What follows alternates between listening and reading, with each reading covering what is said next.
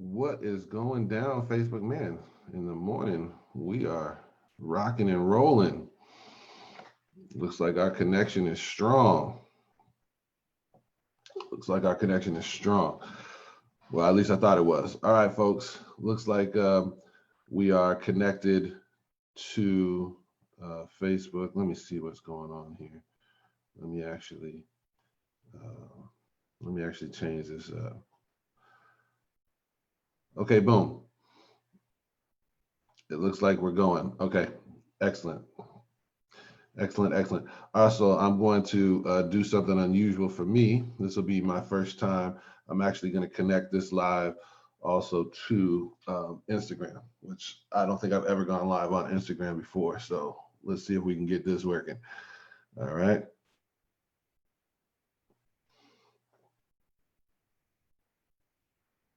Uh-oh. Instagram is not working. It's suggesting that our connection isn't very good. So let's see what we can do about that. Let's see if we can change that up real quick. Switch over onto our extra network that we have in the house. Let's see if we can do that.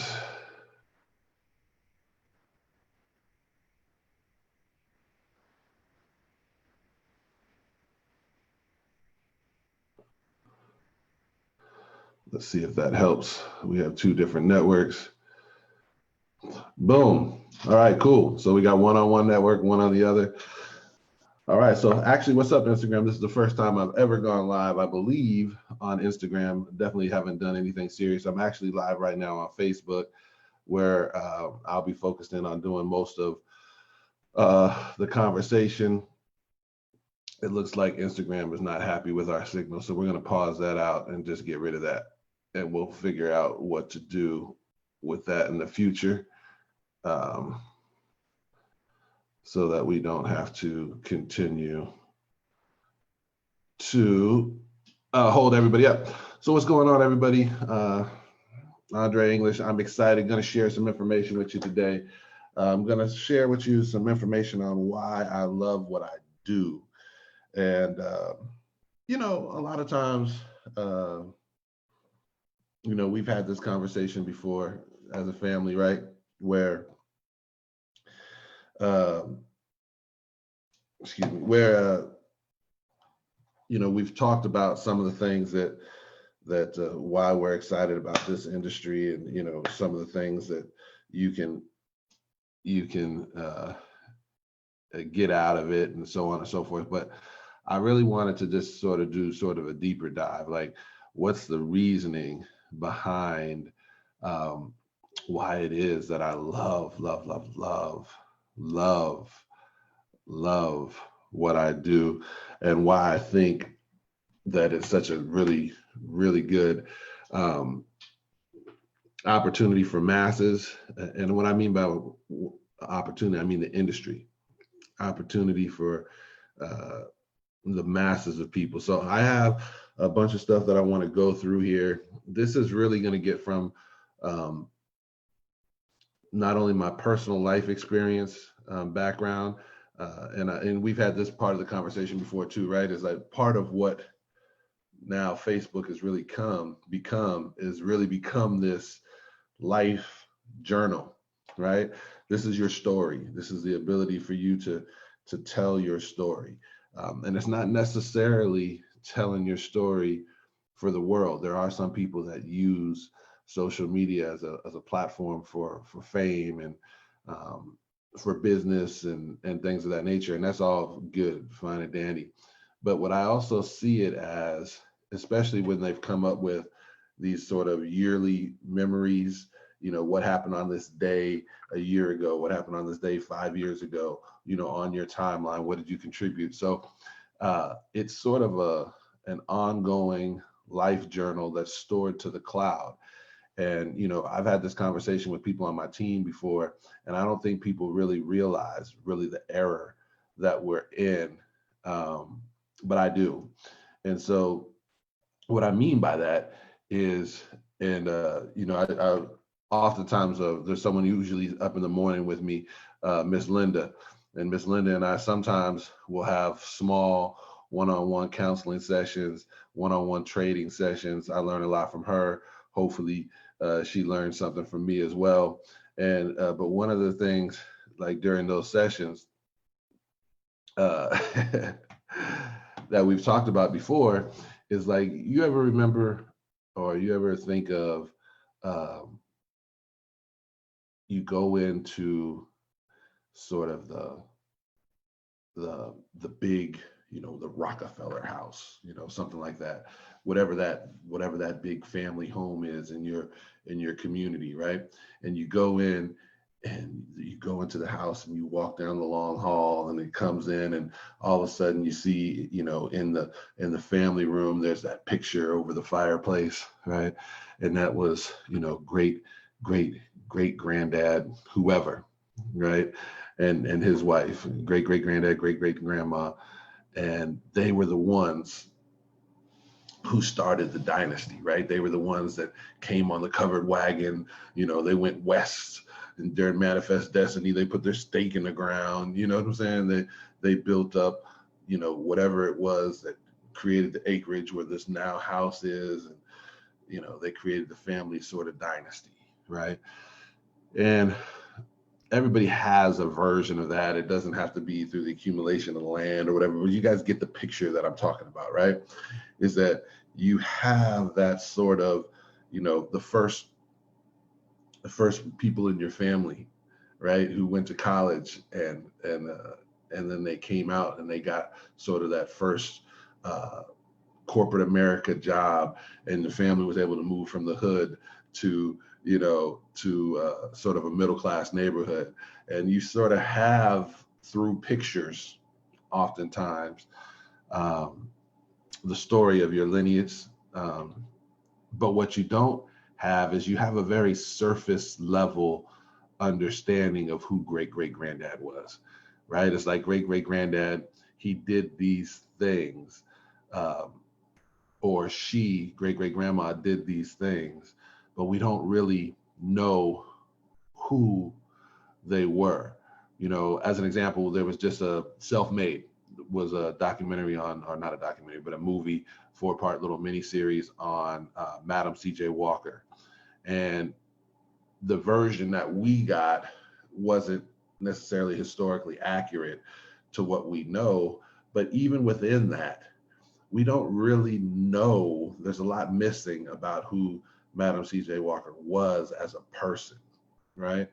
You come down here, and in modern times throughout your family, you don't know necessarily how many of us have had grandparents pass on, and we were sad that we didn't get them to tell us stories of our great great grandparents and their grandparents, right? Like, the tradition sort of got broken, and we might know little facts, but we don't know about them. Well, what modern day times is allowing us to do with these things like lives, with your Facebook feed, with your Instagram feed, with all that type of stuff, is 200 years from now, your family is going to be able to say, who was great great granddad Andre?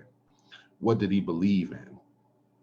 What were the things that he was passionate about? What did he stand, on issues on the historically correct side as we move through stuff? What was he about?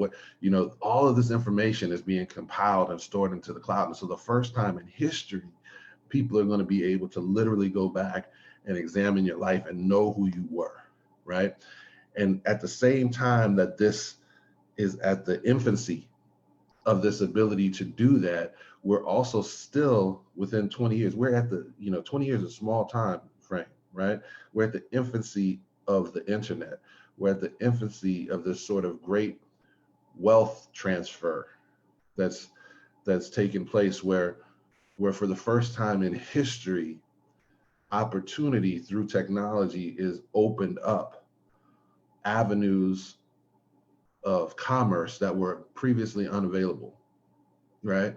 And so people, for instance, we use little examples, right? You could go to Thailand, let's say, and you could find someone who hand sews sandals, and for the first time ever, that woman has a global, or that man, whoever it is, that's the shoemaker, right, has a global market for those hand sewn shoes. And so you could potentially go there and you could pay them what would normally be an incredible wage for their product.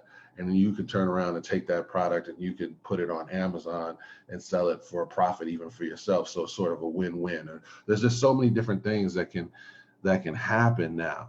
You know, we look at that music, you know, I was still under the impression, I used to tell my son who's into music that, hey, you know, the way to do it is, you know, let's print up these albums and let's still go, you know, let's sell stuff bootlegged out of your trunk as we go from show to show, you know, stuff like that. Just giving him sort of a model that was a good model for an independent, but it wasn't the right model for now. Then my son was able to show me, well, that doesn't really make sense. Look at SoundCloud and look at this other stuff, and that's the way stuff is being moved. And so now more than ever, you have the good side of things and the bad side of things. So the bad side of things is SoundCloud is cluttered with all kinds of people who are just trying to stream their music, put their stuff on there, and you don't know whether it's good, bad, etc. And that's the bad part, right? But the good part is that it's cluttered, so it forces you to be innovative. It also allows the market to determine whether they like your music or not.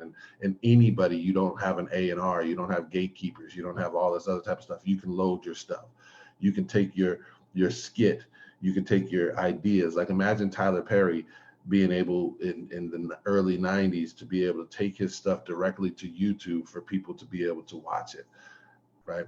Same idea now. We have this type of stuff, and we're seeing where stuff like YouTube and it allows people to have creativity in different ways. And so it's a totally different ball game, right? So my passion in life has always been to empower our communities, to empower people to have freedom. I considered myself a freedom fighter my whole life. You know, people who known me for a long time, because I was really shy. Even back in high school, I played basketball. I was confident there, but I'm a really shy guy by nature. But the only thing by nature that I'm not shy about is injustice, right? When injustice happens, I'm all on it, right? So I've been in that area where I've been working and I've been working and I've been working and I've been sowing and I've been giving of myself and my time and my, you know, towards my community for most of my adult life. And when I discovered this industry, rediscovered it because I grew up in it, but because I was so shy, I never thought it was something for me, because the only thing I understood was the product side of things and the business model, which was, you know, around money. And I was too shy to talk to anybody about money. I mean, God, I would cringe at just the idea, but no one told me about the personal development side.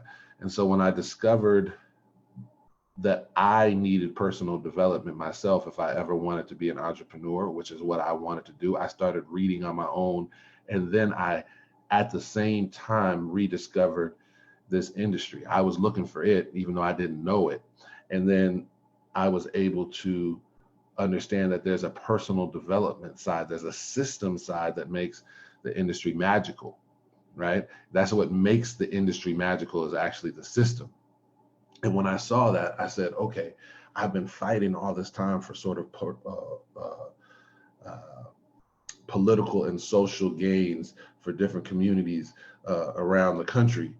But the thing that was missing all the time was the economic piece, right? When we would be in communities and we would go into the community and we would have the best of intentions and we would work with people from that community, working on the issues that they felt pertinent to them in their community. But at the same time, when we'd be out in the streets and we would be passing out flyers, this is old school, belly to belly. Like, hey, listen, there's no posting on Instagram and just show up. It was like, hey, let me put this flyer in your hand and let me talk to you and say, hey, listen, come on down. This is what we got going on. We're doing a political education class on what's going on in your community right here. This is how we can change stuff. Is this something that you want to see change? And they say, yes, absolutely. They say, but Andre, I'm working 2 and 3 jobs. I have 2 kids. Basically, they never see me and I can barely make ends meet. right? And I never had an answer. I never had an answer because I couldn't logically just tell them yes, but if we don't do this change, then things will never change because I'm not a douchebag, right? And I understood what they were going through, but I didn't have a vehicle, an answer. When I discovered this industry, I realized that there was an answer because the answer is in economic empowerment. It is through entrepreneurship if we're going to still exist in a free market capitalist system, right? And so I recognize that through our industry, oftentimes some of the hurdles of entrepreneurship were extraordinarily mitigated. And I thought, oh my God, this is it. This is it. And then I started working in the industry and I realized that there's so many other things. It's not just the availability of opportunity, because if that was the case, so many more people would sign up for what we do. Doesn't matter the company. So many more people would not just sign up as a customer, but sign up for the idea of entrepreneurship if they really understood. But there's so many other things. There's so many programming things. There's so many insecurities and fears that they have that they've built up through a lifetime that make this industry rewarding and challenging all at the same time, right? And then I found Forex. And when I found Forex, I all of a sudden a light bulb went off in my head and I said, this was the missing piece of my lifetime puzzle. This is the missing piece of my lifetime puzzle because now we have something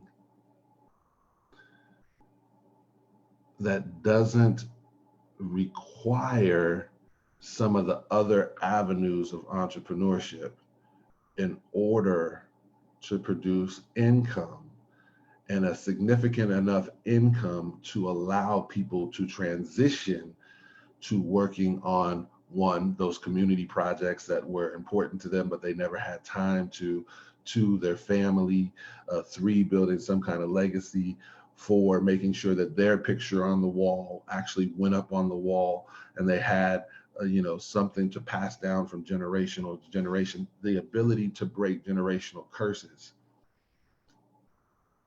This is powerful, folks.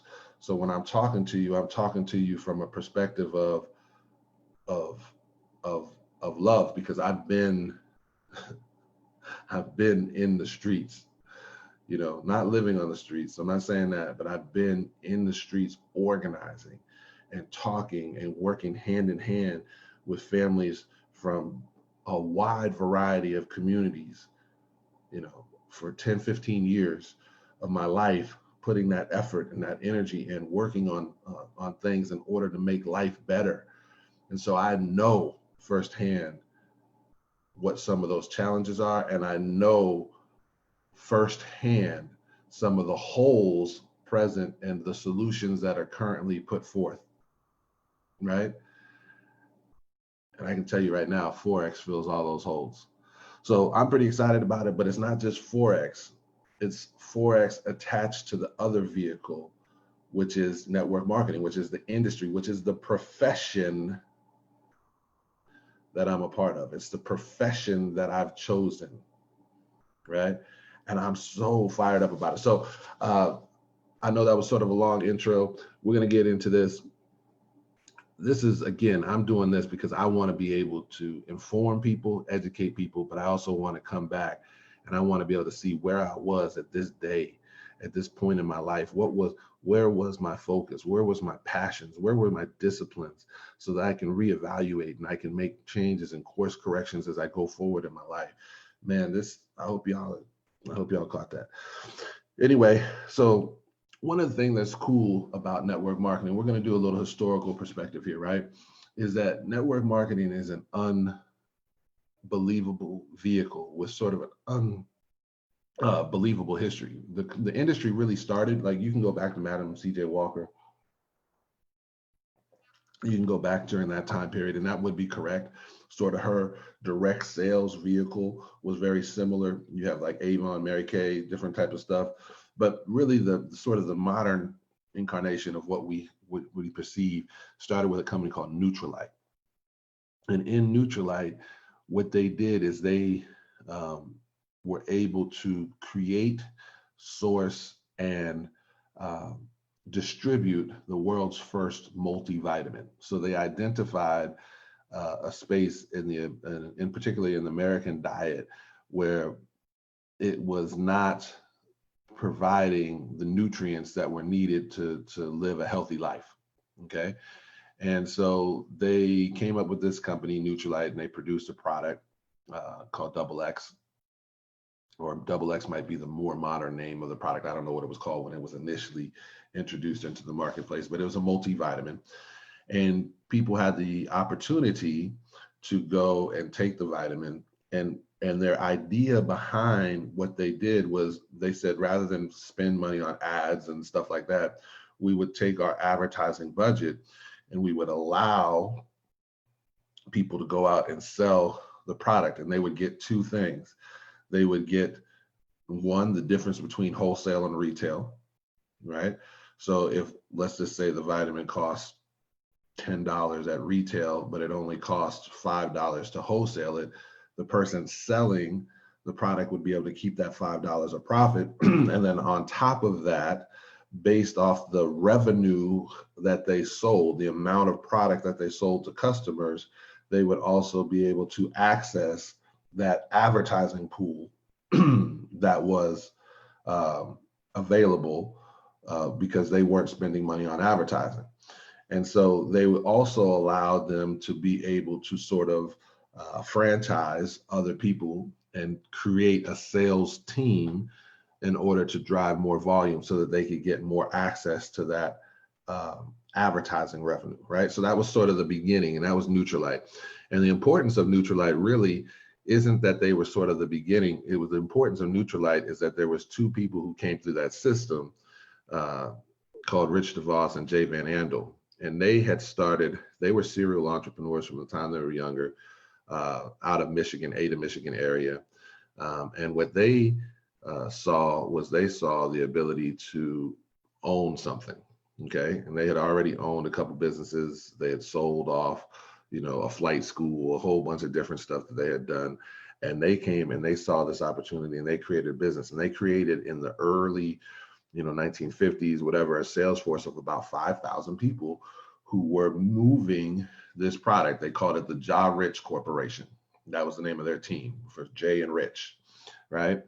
And eventually, sort of the leadership and the ownership of Nutrilite and them ended up having some conflicts, and they ended up separating and going their separate ways. And they decided that they wanted to fix some of the challenges that were inherent within that industry, within Nutrilite, which was sort of the first company. And they created a new company called the American Way Corporation, or what we know as Amway now. And the idea behind it, they wanted two things. One, product was important, and so they came up with their first product, which was called Liquid Organic Cleaner. And they had a detergent called SA8, which was sort of, they were all sort of green, the green revolution before green was green. And they came up with these products, and then, or found these products and got the rights to distribute them, and they bought them, etc. And then the second thing is that they wanted to create a company that held to the American value of free enterprise, hence the name, the American Way Corporation, or Amway. And they wanted to create something where everybody or anybody had the chance to participate in entrepreneurship. So you'll notice one of the things that's very unique about our industry is that it doesn't ask you up front. The applications never ask you your race. They never ask you your sex. They never ask you your sexual orientation. They never ask you your education level. They never ask you, you know, are you a teenage mom or a teenage dad, or right? They don't ask you those types of things that historically, especially back then, were sort of these social limitations that if you fell into one of those categories, it prevented you, or it made your opportunity to succeed in life, especially in business, a lot more difficult. And so from the very onset, they made that decision that this was going to be an opportunity for anybody. And because of that, that opportunity was able to go globally around the world. And what they discovered was that people all over the world want opportunity. no matter where they come from. We're all more unique in that regard than we are different. So anyway, long story short, what Nutrilite and what Amway was able to do is they were able to produce at the beginning very, very high quality, unique products that entered the marketplace. And at the time, those products were also very similarly priced to retail products that were on the shelf. Okay. There was a difference. Some of them were concentrated. They needed explanation. They needed someone to explain how to use the product versus where you just went and got, your detergent and put it in the laundry machine. There wasn't a lot of explanation that needed there. So some of the things needed explanation, and that's why the distributor force was important. But overall, the quality of the products was much higher, a higher standard and a better quality with 100% money back guarantee than what you found in the stores. And it was very similarly priced. Okay. And so things like Nutrilite, by the way, is still probably the best supplement that you can take in the world. Okay. From the very beginning. So Amway ended up buying Nutrilite, and they own Nutrilite to this day. But from the very beginning, you're talking about organic farming. You're talking about the origins of that movement coming through Nutrilite. You're talking about the origins of nutrition and all the offsprouts, GNC, all that stuff comes out of this particular company. But what happens is they're the only company in the world that literally controls the process from seed to serving. So what they did is they not only bought the farmland, they not only invested into the planting the stuff into the ground, they invested into harvesting it, they invested into compacting it into powders, and then taking those and formulating them into different supplement formulations that they have. They invested into doing all the scientific research, so the real scientific studies. So one of the drawbacks to our industry is a lot of times you will have a new product that hits the market and they will say, let's just say that it uses Ganoderma, right? They'll say it uses Ganoderma, and when you ask them about Ganoderma, they will correctly point to the fact, well, we have 8,000 peer-reviewed journals in science on what Ganoderma does, and that's correct. But where a lot of companies fail, and where these foundation legacy companies got it right, is that they don't just tell you what Ganoderma does. They tell you specifically through a peer-reviewed, double-blind placebo, the real clinical trials on what their formulation does, right? What their formulation. And so for a lot of those legacy companies, if they ever came into distributors who were making false claims, they generally weren't product related claims, because on the product it says, hey, this cream, if you put it on and you use it every night as directed, has been clinically proven to reduce wrinkles by 21%. It's right there for you in the information, right? So someone's not going to come and say, hey, listen, this is a 200%, eye cream reduction or whatever, because they can't. It's right there, right? And it's all based off science. So these products, I'm telling you, are like top notch. Going back to Nutrilite, you're talking seed to serving. They control the entire process. So unlike when you just go into GNC and the rep in GNC has been required by GNC to sell a certain product line over another because they're getting some kind of rebate or kickback from, right? There's some kind of relationship there. They're not necessarily giving you the best product. They're giving you the one that GNC needs sold at the moment. And unlike Nutrilite, you don't know exactly the standards to which that product was created. Where when you go and get a supplement from Nutrilite, you know exactly what's in it. In other words, there's a guaranteed potency to the herbs, to the minerals, and like, I can't remember, but like 80 or 90% or something like that of all the materials that they use are harvested from themselves. So it's very unique. So you could actually take a bottle of their supplement, and you could take this bottle, and on the bottle, this isn't a Nutrilite supplement, but if it would have a number on the bottle, not only a phone number, but an actual number like an ADP 672, whatever, right? And you could literally call Nutrilite and you could ask them for the DNA track, so to speak, of that particular product. And they could tell you, well, the vitamin C through this comes from Aceola cherry, and that was planted in the ground on our farm in Brazil, excuse me, on August 1st. It was harvested on October 9th. It was taken to, like, they have the actual tracking of the actual seed to serving, right? So what happened over time is, as we also began to get big box retailers, we got institutions like Walmart and these other companies that came in, and the idea behind them, because Walmart themselves doesn't produce anything really, they only distribute.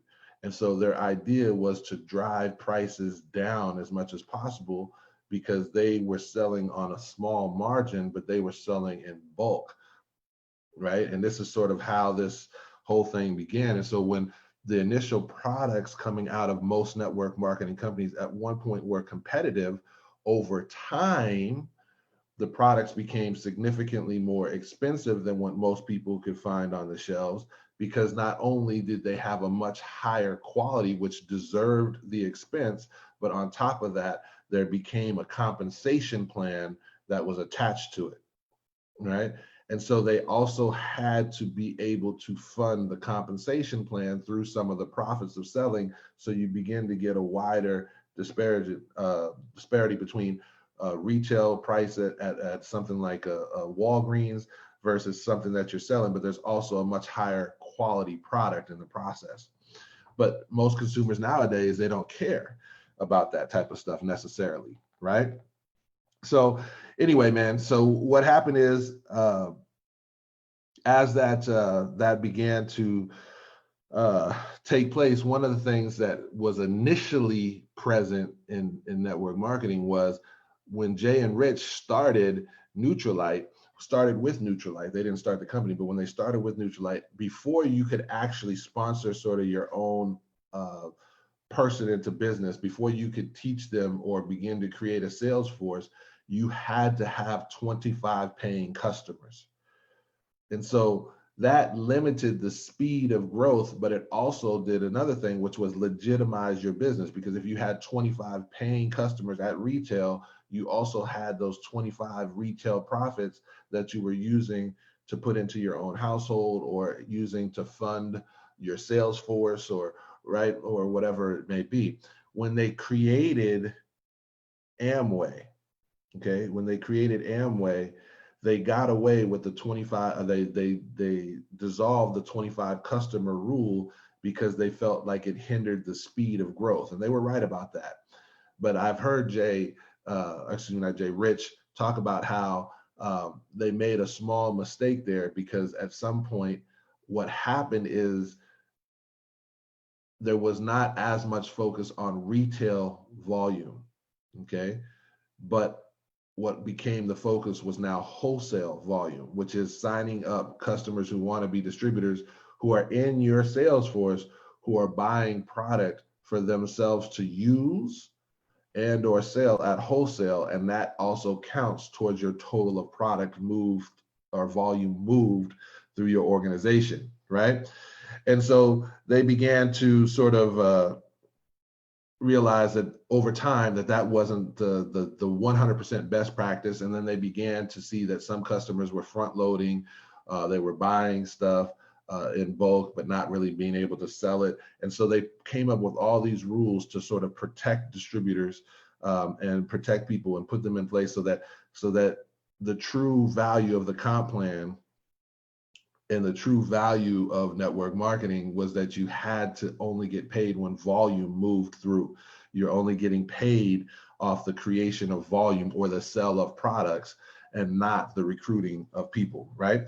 And, and so actually in 1975, Amway was taken to court by the FTC to determine whether this was a legal model of business or not. Just sort of the same thing was like regular franchises were taken to court in the 50s and 60s to understand whether the franchise model was legitimate. And in 1979, the ruling came down that not only was Amway a legitimate business enterprise, but that they were the model for how products and services should be distributed through the network marketing model, right?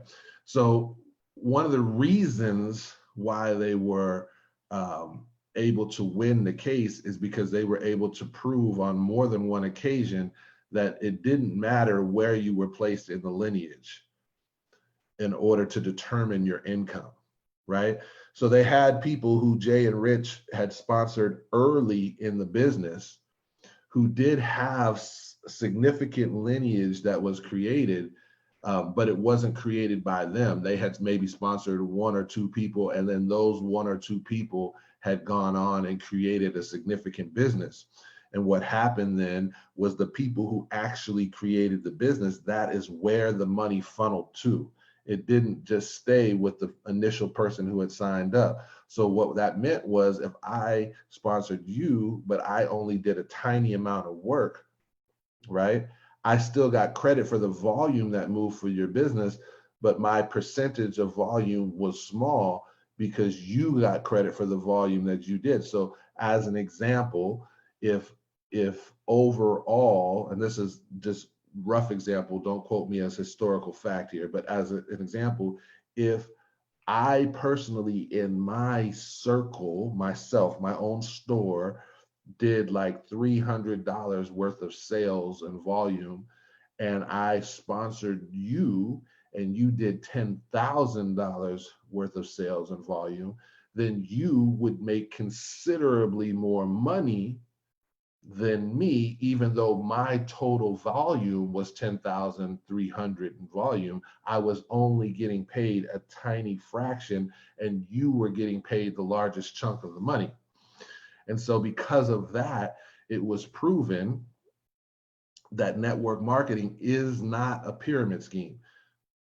So let me just say that again. This is legal tender, right? It's proven in court. It is not a pyramid scheme. It is a web, not a pyramid, because you don't know who in the structure of your organization that you're going to come across in the sales force to create volume that you help to motivate supply, that you help to develop leadership skills in, that you don't know who is going to take that and actually build a significant business. And anybody at any time can outperform you, right?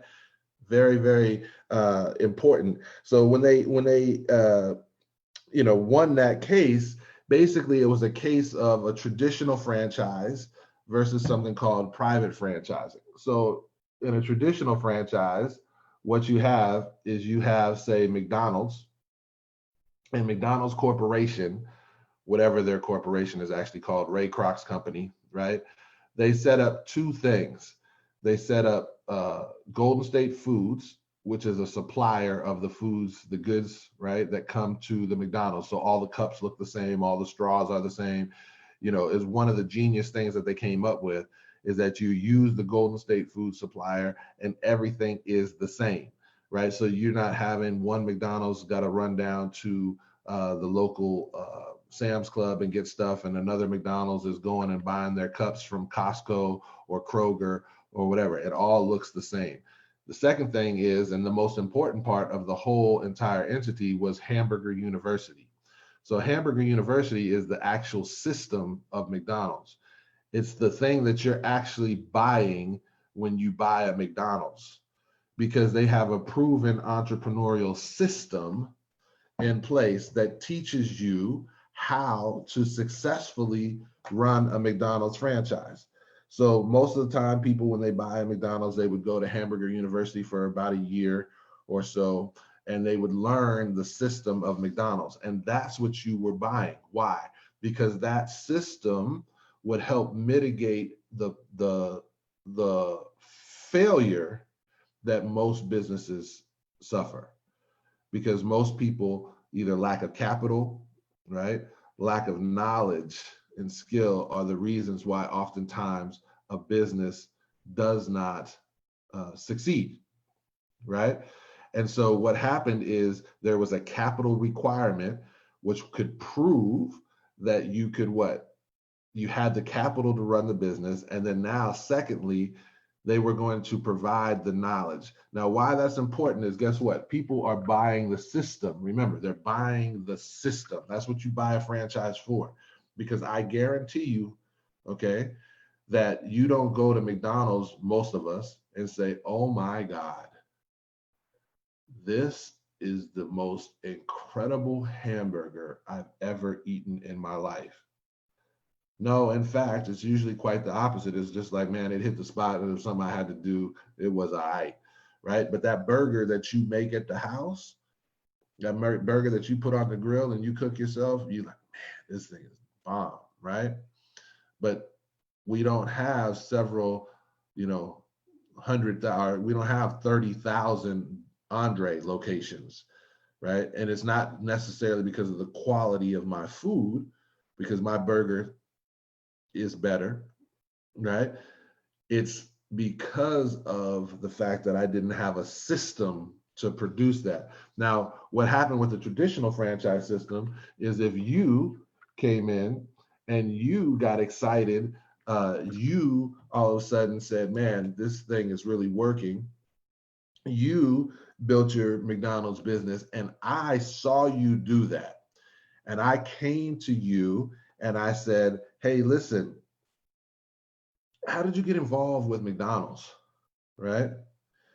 And then you had another friend, Mike, and Mike came and asked you the same question. And you said, well, listen, man, all you need is the 3.2 million up front. You give them that, you go to Hamburger University, they'll find you a location, you sign a real estate contract with them, so on and so forth. And then you sign this franchise agreement for the next 10 years, which has to be renewed. But, you know, if you're probably a good operator, there's a good chance that you can renew it. And, you know, this is what you do. And so when I say that sounds like a good deal. Now, what happens is, because of you, I want to own a McDonald's, but McDonald's doesn't allow you to be McDonald's. So then me and Mike, we have to go to the McDonald's and start a franchise, and only McDonald's gets the credit for that franchise. What you get is you get to keep 96% of all your profits, and you only send McDonald's back 4%. So you have a good deal. You're not upset. You're keeping the majority of the money. You've paid the money for the system. Usually the thing is working. You've referred a few friends because I came to you and said, hey, listen, how do I get involved in McDonald's? Whatever it may be. What McDonald's gets is they get those 4%. See, at first, people thought Ray Kroc was crazy, right? Because he was giving away the majority of the profits to the franchise owners. But he realized at that point, once I trained them in the system, that you, me, Mike, we were all in business for ourselves now. And as an entrepreneur, we've invested seed money or capital. And so therefore, we have a desire to make this business work. So when we learn the system, we're going to get to work in our business.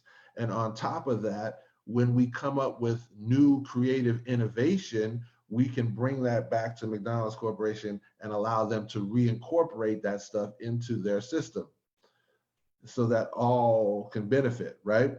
And so what happens is I get to keep 96% of the profits, and I only have to send back 4%. It's a great deal.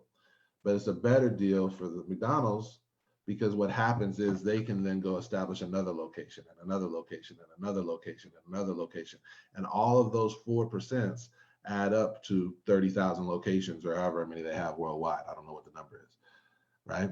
And so that 4% becomes quite a windfall, especially when they're training you on how to sell the burger properly, okay? So what happens with network marketing is we have a different idea with what's called basically a private franchise. A private franchise. And instead, what happens is we have a very similar thing. We have a supplier, we have a system, we have you, and you have the business or the opportunity.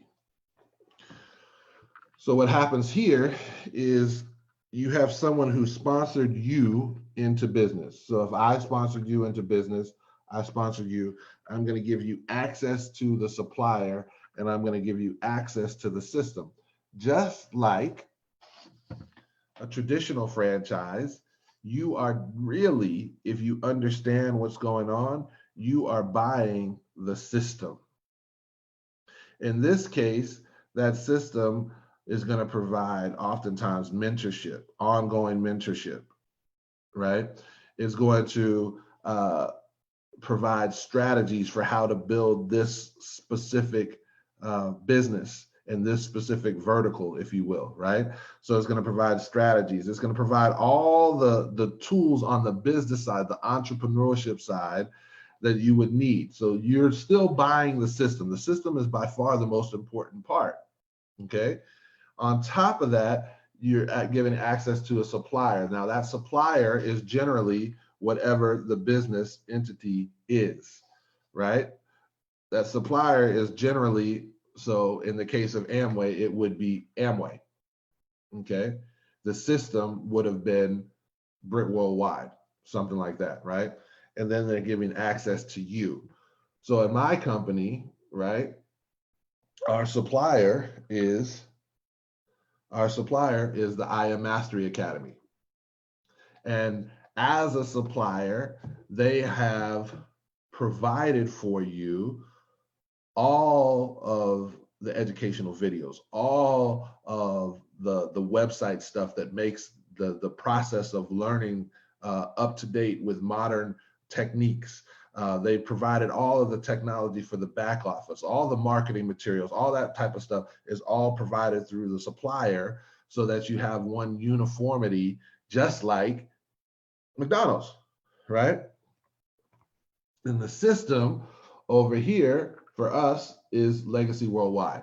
So we have a mentorship system with our mentor, Randy and Wanda Webb, who have already proven that they've able to build a customer base of over 35,000 customers on a subscription model that pay on a regular basis, a subscription fee, and they've been able to hit high levels of income through this particular business model, this vertical.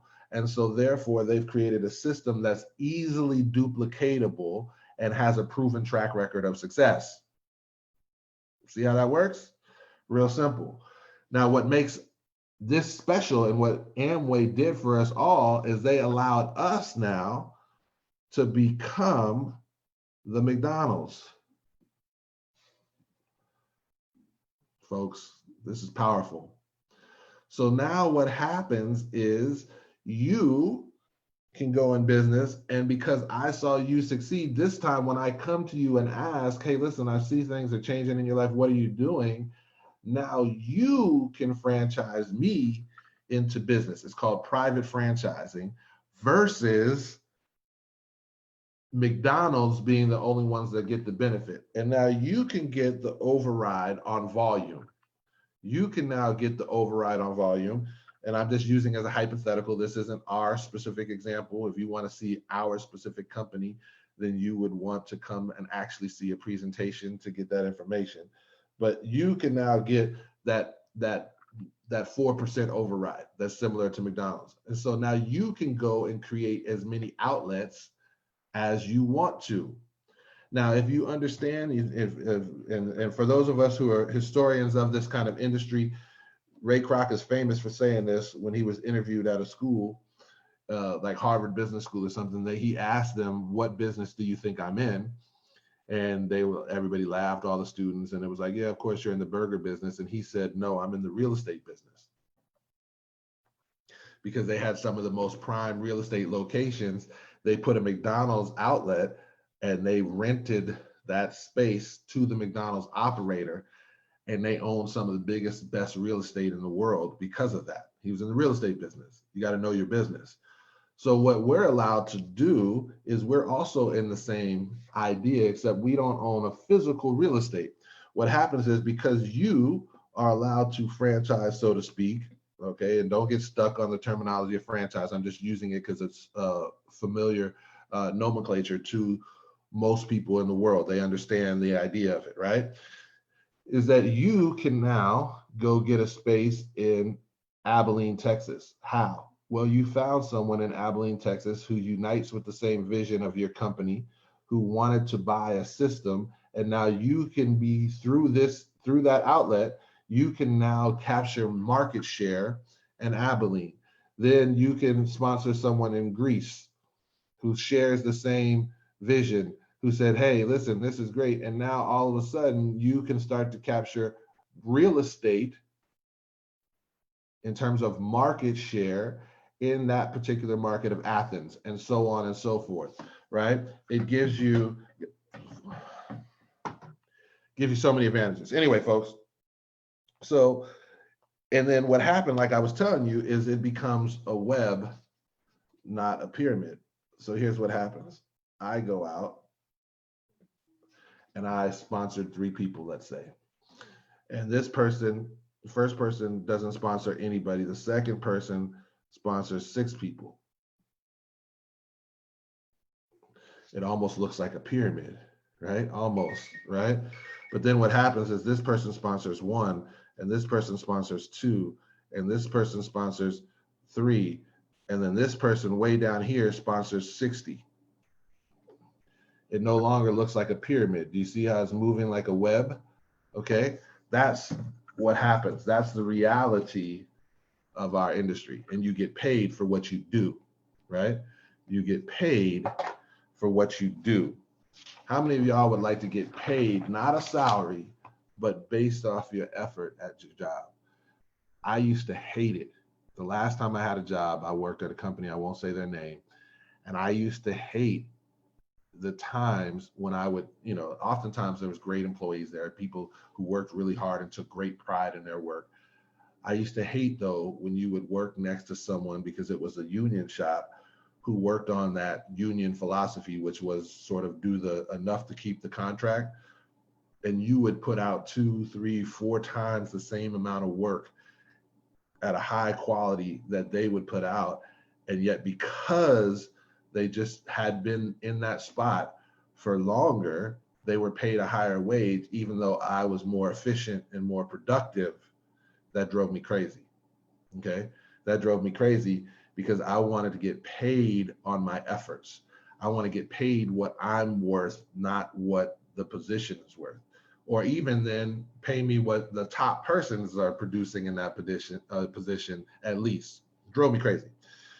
So over time, we also moved from products, we moved to things like services. So you had companies develop stuff like Primerica, ACN, and most of those companies are like derivatives, right? So if the orange is the product, then orange juice is the derivative of the orange, right? Randy Webb is famous for breaking that concept down for us, very simple, right?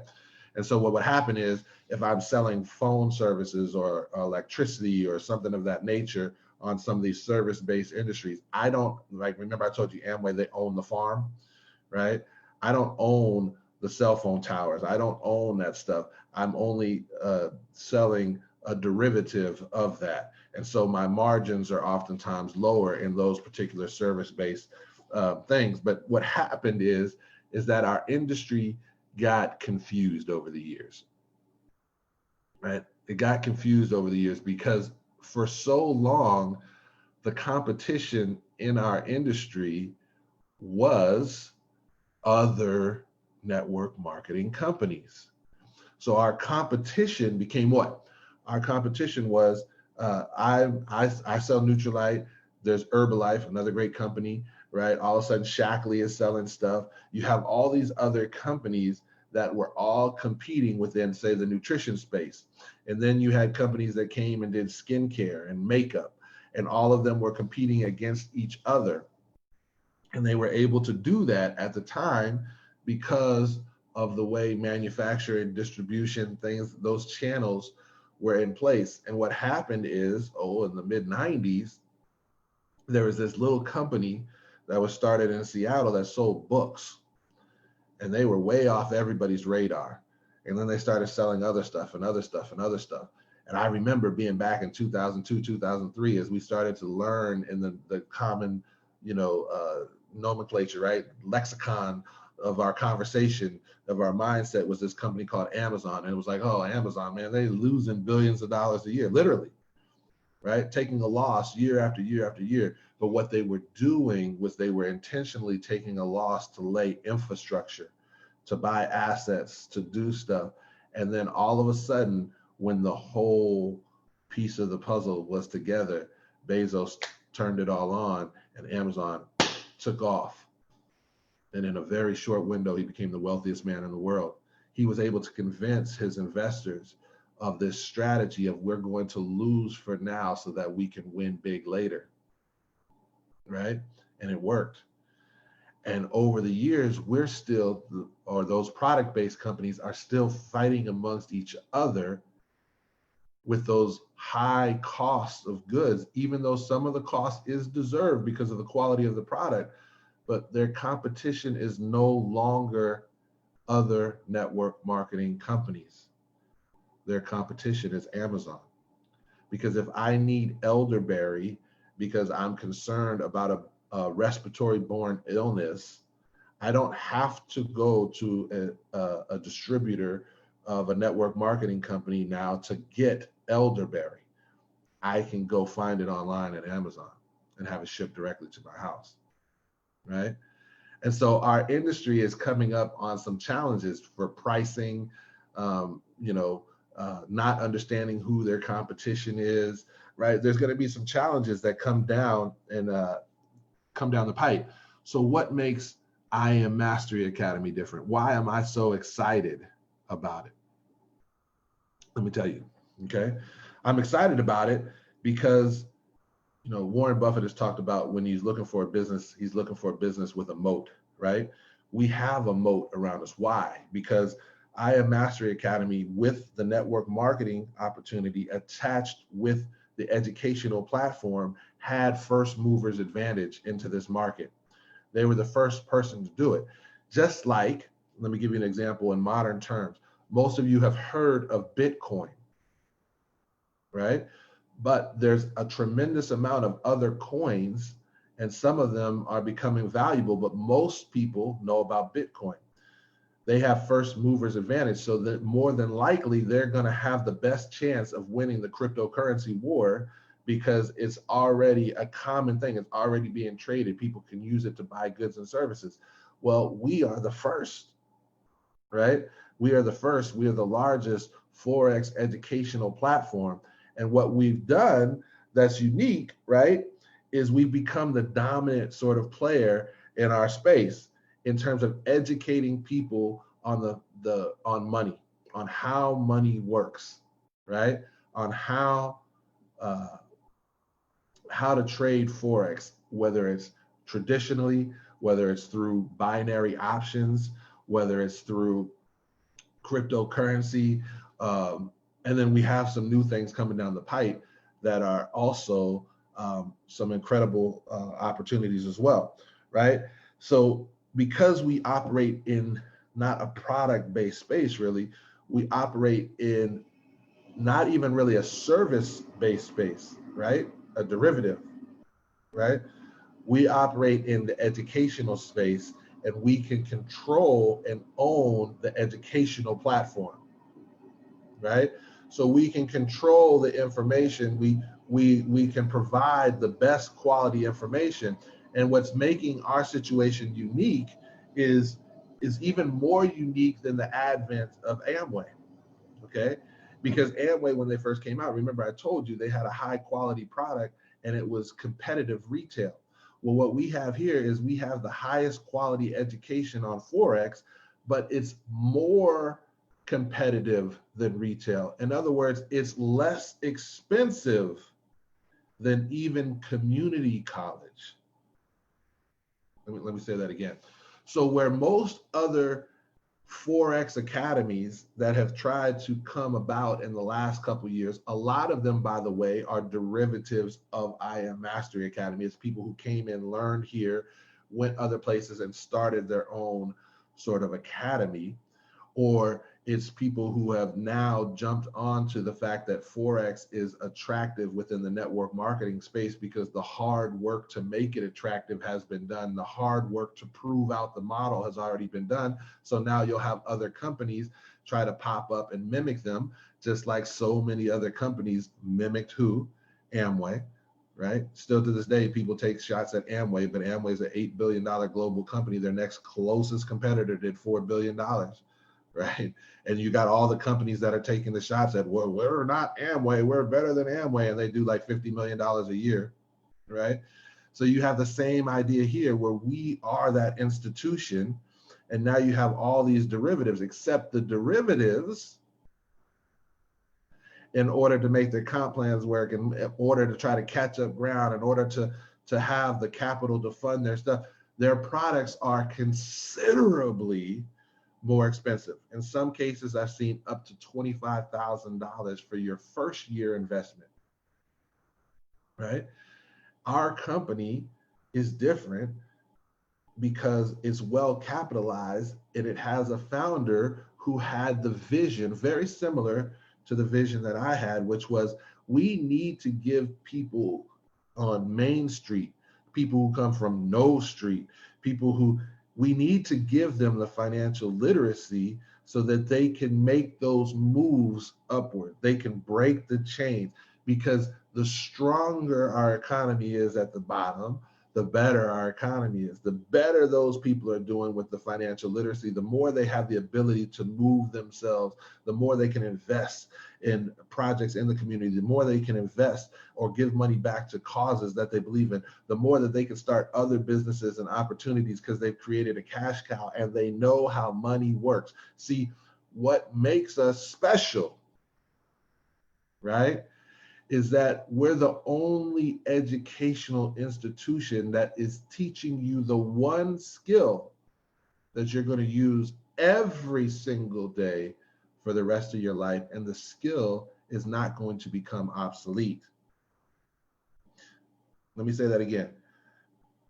We're teaching you the one skill that you use every day of your adult life, and the skill never becomes obsolete. So your investment into yourself, unlike my degree, right? If I want to go back and I want to complete something on my degree, I have to take all kinds of new classes. They tell me, hey, listen, it doesn't matter that you have 128 credits. Those credits don't really matter because those were over 20 years ago. But, right? That's real talk. We need more money from you now, right? So what you have here is you have a skill that never becomes obsolete. Anyway, folks, I hope you all caught that. We're not competing with Amazon. So there's no competition with Amazon. That's an important deal going forward in business, folks. We're in a totally different bracket. So what we're competing against is an industry that's in hyper growth mode, education, but an industry that's in dire need of innovation. So just like at the beginning of those big historic legacy companies, they were more innovative than what was going on around them, which allowed them to capture dominant market share and come into the market and be a historical presence 50, 60 years later, like Amway still is.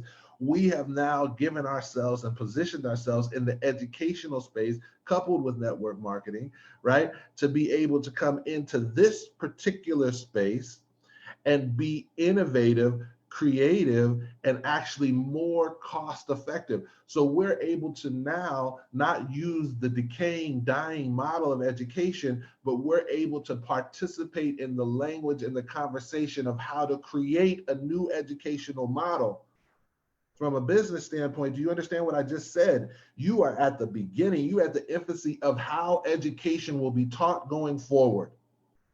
Look what just happened. I've been talking about this part of education at my lectures that I've done at colleges and universities for over a decade now. Okay. I was telling people how, listen, even the traditional teacher-student relationship is going to change dramatically, because at some point, jobs are going to figure out that it is more cost effective and more productive for them not to have a physical location which has fixed expenses that they have to spend on, and that therefore they can actually cut the price, they can cut out the expense of that building by allowing their employees to telecommute. And once their employees are telecommuting, all of a sudden there's no need for physical schools. There's no need for physical schools. Why? Because that costs the taxpayer a tremendous amount of money, and they're always historically underfunded anyway. And so if we can figure out a way where now one teacher, instead of having a classroom of 30 kids or whatever, they either have two options. One teacher is able to provide education through a Zoom like platform to hundreds of kids, or because you've taken away the expense of the buildings, the platforms, all that other stuff, school meals, all that other stuff, they can now actually provide a higher quality education because they can have teachers teaching from Zoom, but they can begin to teach maybe 5 kids at a time, something like that, but they'll make less money. So, right, you understand what I'm saying? Right, so things are changing. So this platform, this conversation on this platform, we're able to participate in how education is moving, how education is changing. In the last 2 weeks, it was forced on you.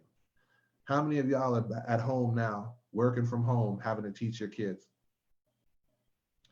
How many teachers have now started going on to Zoom and offering lessons to children that are at home right now to try to give a break to parents, right? This model has now cracked the mental lexicon of society, and it will become the norm. We're at the forefront. We're at the forefront, except we're teaching you the one skill that you're going to use the rest of your life. Folks, again, no loans. No loans. You don't have to take a loan out to get this education. You can earn, these are some of the things that are different. You can actually earn income within the arena that you're learning, within the arena of the skill set that you're learning while you're learning. Guys, so in other words, you can trade in a demo, which is like an internship. You can trade in a demo account for a while, smart decision to do so. But then you can, while you're trading from a demo account within our company, you can have masters, the professionals, your instructors can actually offer you trade ideas that you can choose to or choose not to take, that oftentimes can lead to you being profitable in the market while you're learning. Past results don't guarantee future results. Trading is risky. But I would like to think that most of us could understand that if we have someone who's successful, like if you had the most successful trader on in foreign exchange that worked for Lehman Brothers or something like that, right?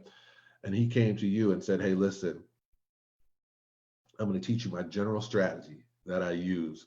And then throughout the day, I'm going to send you a text message to your phone that lets you know when I see a setup on that strategy. And then you can quickly look and you can choose to enter it or not. Most of y'all would say this is the most amazing opportunity in the world. But what we've done is we've actually taken retail traders. So these are people that aren't attached to commercial institutions, that don't have the same breadth of information that some of these traders and at these institutional locations have, but have been able to still trade successfully in the retail space and sometimes make 7 and 8 figures trading. And more importantly, be able to duplicate that through their students. So some of their students have turned around and made 7 figures and 8 figures and etc. off of the information. And they are offering you the trade ideas while you learn. Hello. Anyway, you can do it anywhere in the world. I told you it's gamified, it's modern. But the other thing that makes the business part of what we do, the MLM side, so unique is that it provides you instantly with a global business and a global LOS or line of sponsorship. Okay. What that means is this: because we're in education, not finance, the regulations, we don't have a product that is suggesting that it can improve digestion or anything like that. When you have stuff like that, every time you go to a country, you have to pass a variety of what we would call difficult regulatory hurdles, okay, in order to not only have that product be available, but then also the concept of how to sell that product. Education is slightly different, where you still have to apply for and get the permit, all that stuff to operate legally in different countries. But because it's education, it's different. It's a little easier model. So we have a global opportunity, literally.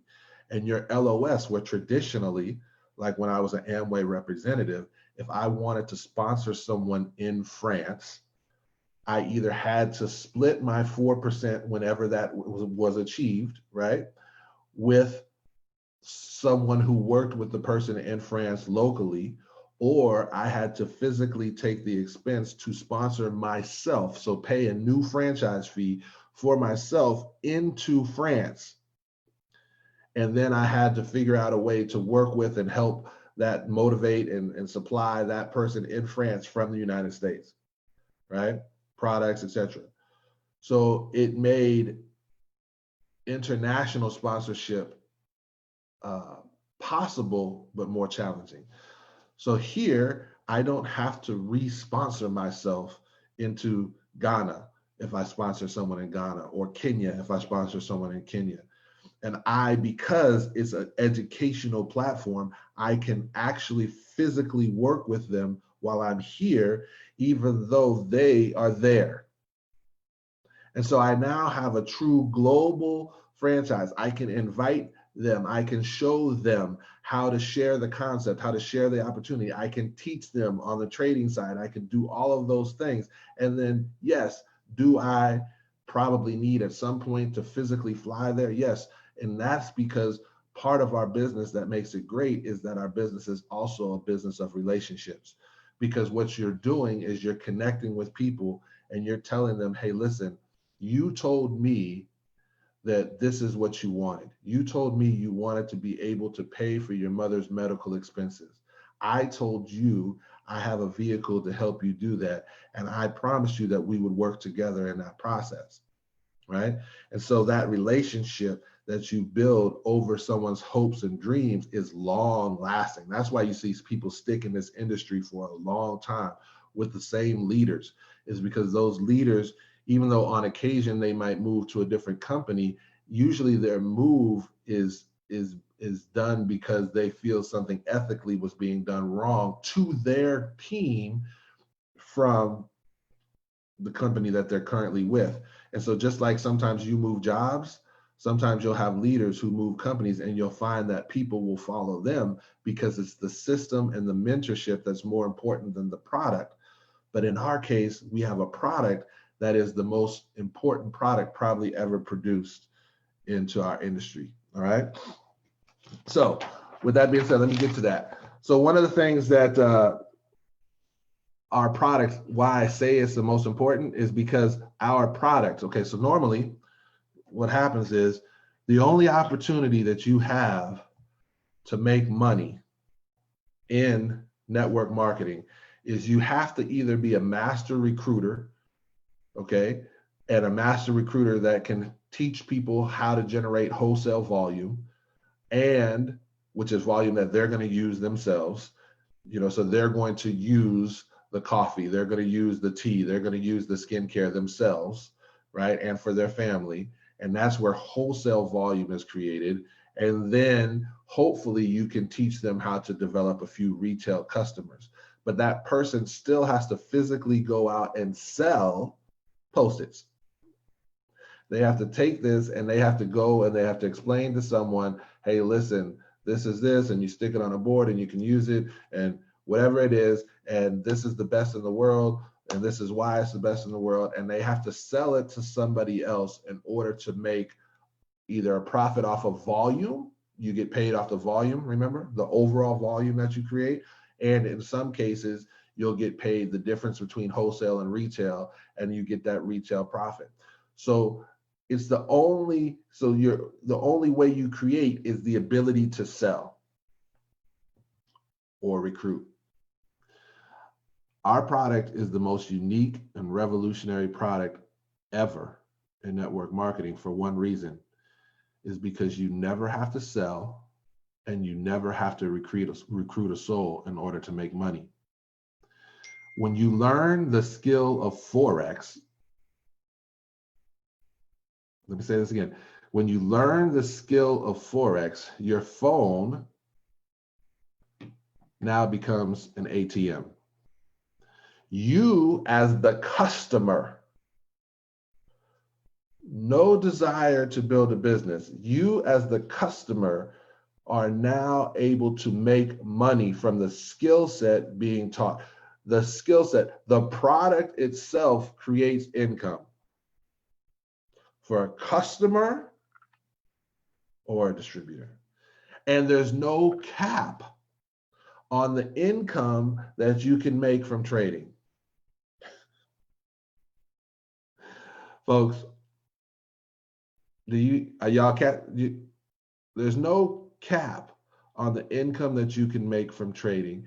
And you yourself, whether you decide to share and tell other people about it, or whether you decide to keep it just for yourself, if you never want to recruit or sell the product to anybody else, you still make money. Man, the other thing that makes the company great, okay, is that we're seeing right now that one of the main things that is recession proof is money. Money is recession proof. The global monetary system, the system of how countries deal with each other through currency, is not going to collapse. There may be a specific currency within that system that becomes devalued, but the global system itself isn't going to collapse. So as the market is volatile, all this stuff is going on, people are losing everything. The people who know about money are making a killing. It's one of the greatest wealth transfers in the history of mankind taking place right now. It is highway robbery for those who are educated, because they're not only able to make money on the volatility of the market, the people who are losing their 401ks, the currencies that are going down in value, they're making money on buys and sells. But then on top of that, that income, because they learned how money works, they don't allow that money to be stagnant, and they created a cash cow, which now allows them to buy up all of these other distressed assets that are in the market right now because of the global COVID-19. And so now the people who created a cash cow, the people who understand about money, the people who have residuals, the people who have these things are now in a place where they can create, or they can capitalize on this wealth transfer, and they can further increase the legacy of their picture over the fireplace, right? So folks, this is crazy. And then the last thing is that even within the educational model itself, is that we still also provide the private franchising opportunity, the ability for you to create a business for yourself out of it, which then allows you to access residual income, which is very hard to do except in this one avenue, which is network marketing, because most of us aren't going to write a book that becomes a bestseller. Most of us aren't going to write a song that becomes a bestseller. So most of us, the only avenue we have to access residuals, which is one of the most powerful forms of wealth creation in history, is through sweat equity combined with network marketing, which also allows us to enter the tax code in the proper way, so that we're not being taxed as an employee, but we're being taxed as a contributor to society, which is a business owner, which changes the way that we earn taxes, which also changes the wealth conversation considerably. All of this packaged into one educational platform. Folks, it's amazing. It's amazing. This was the solution. This is for those of you who are conscious. This is how you're going to get back everything they took from your ancestors. This is how you're going to be able to do the stuff that you've always wanted to do. This is how you become a professional video game player. You know what I'm talking about? You're over there. This is how you become a rapper. Like, you know what I'm saying? Where you're like, hey, I'm a rapper, but you're not really rapping because, you know, you're not actually selling anything yet. You haven't got to that point. You're going to get there, but you haven't got there yet. This is how you can go full time. This is how you can best invest in better engineering and studio time. This is how you can get better equipment. This is how you can actually take the time to get you and a group of people so that you can become a professional gamer, and you guys can, you know, you have your team that you PvP with or whatever, and you guys spend 8, 10, 12 hours a day sowing the seed and becoming outliers because you have the time to do it, because your bills are taken care of, because you've created a cash cow. This is how you can turn the best desserts that have ever been created on mankind into an actual business and not just an occasional catering situation. This is how you can take your barbecue and you can create a chain. This is how we can finally get a fast food vegan restaurant chain, because we can take some of these models and these ideas and we can invest in it and we can create it ourselves and we don't have to beg anybody. This is how we can get school systems that teach our children properly, where we can create private institutions that can create an educational model for our children that would not only help them, but would help them become successful in life. And we don't have to beg the government or anybody else for it. This is how we get the stuff. It's called Forex, folks. It's called Forex. This is the answer that you have been on your knees praying for. And when you join our academy, all you have to do is access what's historically in your DNA, which is what? That you have been taught from time immemorial. Go to school if you get an education. If you can just get an education, you can move yourself from where you are to where you want to be. If you could just get an education, if you can just learn, you have the ability to produce, or you have the ability to now earn with that information that you just learned. If you can just become literate, do you know how important literacy is? And I'm saving this for another one. You know how important literacy is? Throughout the history of mankind, do you know that literacy was banned? It was illegal to teach people to read at one point in time. And if you understand that concept, except now taken into modern times, where now it's intentionally done that no one is taught financial literacy because of the power of the literate. When you are literate, the power and the opportunity that becomes present is incredible. And so you have intentionally not been taught the one skill set that's the most important skill set in your life in a free enterprise economic system, which is how the monetary system works. Because if you don't know, they can continue to exploit you through the process and you don't even know that it's happening. Folks, this is why I'm excited. This is why I'm passionate. This is why I just talked for an hour and a half for no good reason, because I want to be able to record this. I want to be able to look back and say that I left a contribution, because I wanted to be part of the conversation. I wanted to be part of the global wealth transfer. I wanted to be part of the time in history where the playing field was equaled out and we all had a chance to throw our hat into the ring, so to speak, right? We all had a chance to jump in and decide who and what we could create. There was no barriers. And I wanted to be able to come back 5 years from now, 10 years from now, and be able to say, where did I go from there? What was I thinking then? Here I am now. Wow, this is amazing. And be able to have that information so that my son one day, who right now doesn't trade Forex, but one day he will. And one day he'll get back and he'll be able to see this live video when I'm long gone. And he'll be able to say, man, That was what my dad was trying to do. He will know for a fact. He'll be able to tell my grandchildren. My grandchildren will be able to watch it. This is the legacy, folks.